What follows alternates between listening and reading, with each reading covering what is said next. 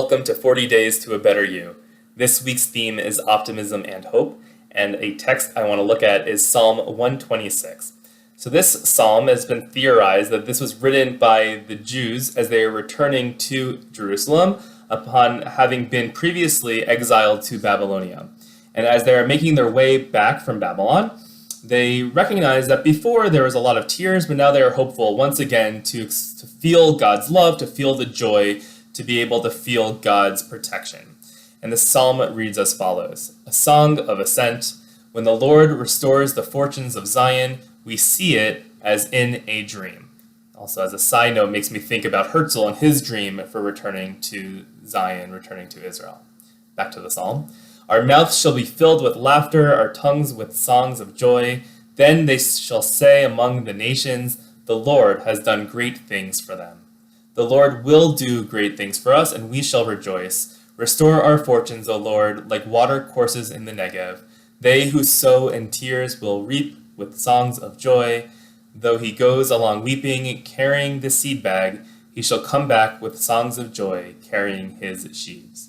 What I love about this psalm, and perhaps its connection to the Grace After Meals, is this idea of planting in tears and reaping with joy, or dragging along your seed bag, full of sorrow, and with songs of joy carrying the sheaves on your shoulder.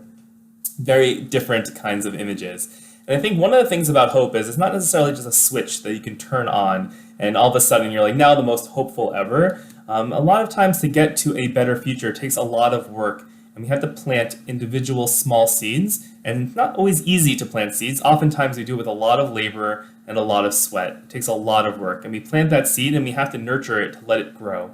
And it's and we don't really know what the bounty will bring, and oftentimes we're not really sure if the harvest will be one that is productive.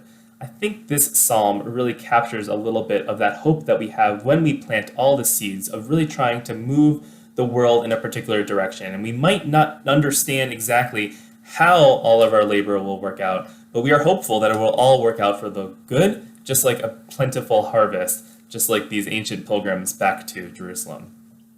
It's my hope as we prepare for Rosh Hashanah and Yom Kippur that we can continue to plant those little seeds and do the hard work, even if it takes a little bit of sweat, even if it takes a little bit of tears, to know that we have those seeds planted and we can continue to nurture them, because sometimes planting that little small seed is the first step in order to achieving the goals and the hope that we want to see in the future.